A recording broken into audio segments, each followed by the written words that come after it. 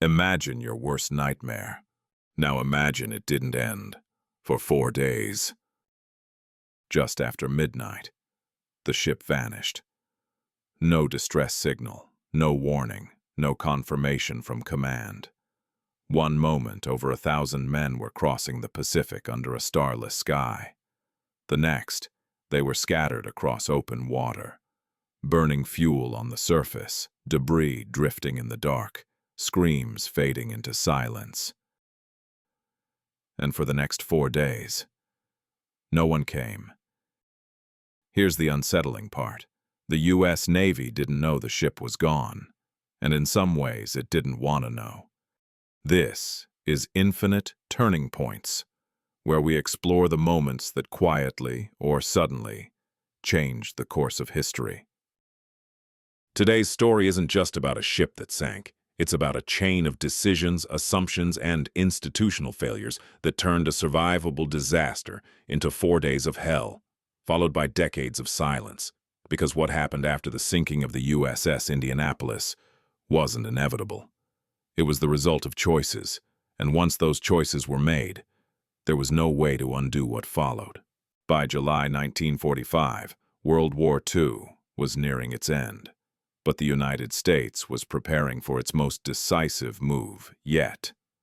The USS Indianapolis, a heavy cruiser with a long combat record, was assigned a mission so secret that even most of the crew had no idea what they were carrying. Inside sealed containers, deep in the ship's hold, were components for a new weapon. Parts of the atomic bomb. The Indianapolis delivered its cargo to Tinian Island in record time, one of the fastest transits ever made by a U.S. warship. The mission was a success, and that's where the story usually stops. But here's what most people don't realize. The delivery wasn't the end of the danger. It was the beginning of the most vulnerable leg of the journey. After unloading, the Indianapolis was ordered to sail to the Philippines, alone. No escort, no zigzag pattern to evade submarines, no special warning about enemy activity in the area. Now you might think this was reckless, but in the context of July 1945, it made sense, on paper. American naval dominance in the Pacific was overwhelming. Japanese submarines were thought to be largely neutralized. Intelligence assessments suggested the route was low risk. So, the ship sailed on, and that single assumption, that the danger had passed, set everything else in motion. Just after midnight on July 30th, a Japanese submarine spotted the silhouette of the Indianapolis against the horizon. 2 torpedoes were fired. One struck near the bow. The second hit amidships, detonating fuel and ammunition. The damage was catastrophic. The ship took on water instantly. Communications were knocked out. The list was severe. From the first impact to complete sinking, barely 12 minutes passed. 12 minutes to escape a dying ship. 12 minutes in darkness. 12 minutes to decide who lived and who didn't. Roughly 300 men went down with the ship. Nearly 900 made it into the water. And that's where the real ordeal began. Here's the part that turns disaster into tragedy. No one noticed the Indianapolis was missing. The ship had failed to arrive at its destination, but arrivals weren't closely tracked. Movement logs were incomplete. Multiple commands assumed someone else was monitoring the route. Some radio operators may have heard partial distress signals, but dismissed them as enemy traps or static. So, no search was launched. Not that night, not the next day, not the day after that. Hundreds of men floated in the open ocean, without lifeboats, without fresh water, without protection from the sun, and with predators circling below. When people hear this story, they think it's about sharks. And yes, sharks were there. Oceanic whitetips, tiger sharks. But this is where the story is often oversimplified. Most men did not die from shark attacks. They died from exposure, from dehydration, from saltwater poisoning, from wounds left untreated. Sharks were part of the horror, but not the cause of most deaths. What most people don't realize is that the sharks didn't create the chaos, they exploited it. As bodies weakened and died, the water became a feeding ground. Panic spread, men thrashed, injured sailors were taken first. The psychological toll was devastating. Fear accelerated collapse. Collapse increased deaths. Deaths attracted more sharks. It was a feedback loop, set in motion by the absence of rescue. Day 1. Shock. Men clung to wreckage, believing rescue would arrive quickly. Day 2. Thirst.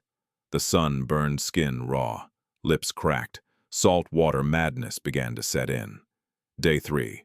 Hallucinations. Men drank seawater. They saw islands that weren't there. Some swam away, never to be seen again. Day 4. Silence.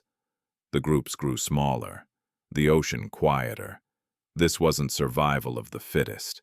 It was survival of the luckiest, who found shade, who stayed calm, who didn't drink the water, who avoided bleeding into the sea. Every hour without rescue made survival exponentially less likely. Rescue didn't come because of a coordinated effort. It came by accident. A patrol plane, flying a routine mission, spotted an oil slick, and then men in the water. Only then did the Navy realize the Indianapolis was gone. Only then did the scale of the disaster become clear. Out of nearly 1,200 men aboard, only 316 survived. It was the worst naval disaster in U.S. history at sea, and the Navy immediately went into damage control mode. Instead of asking why the ship sailed alone, why no one tracked its arrival, why distress signals were ignored, the Navy looked for someone to blame, and it found him, the ship's captain. He was court-martialed for failing to zigzag, despite conflicting orders and poor visibility. Even the commander of the Japanese submarine later testified that zigzagging would not have saved the ship. It didn't matter. The institution needed closure, a clean narrative, a single point of failure, so the deeper systemic issues were buried. And for decades the story faded, except for one detail.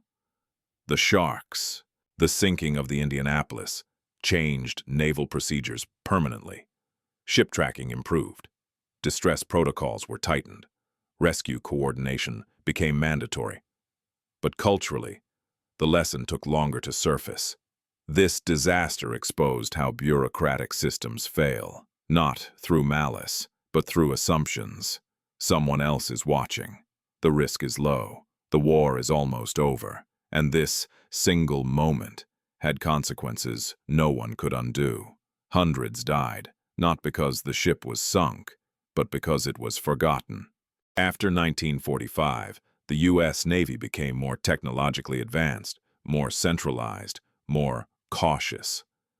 But the Indianapolis remains a warning about what happens when institutions prioritize reputation over responsibility. History isn't just shaped by battles and bombs. It's shaped by what happens after, by who responds, by who notices, by who doesn't. 4 days in the Pacific revealed something timeless. In war, survival doesn't always depend on courage or strength. Sometimes it depends on whether someone is paying attention. The ocean didn't kill them. The delay did. A delay caused by assumptions, silence, and a system that believed someone else was watching. This is why the Indianapolis still matters, because it shows how systems fail, quietly, one assumption at a time.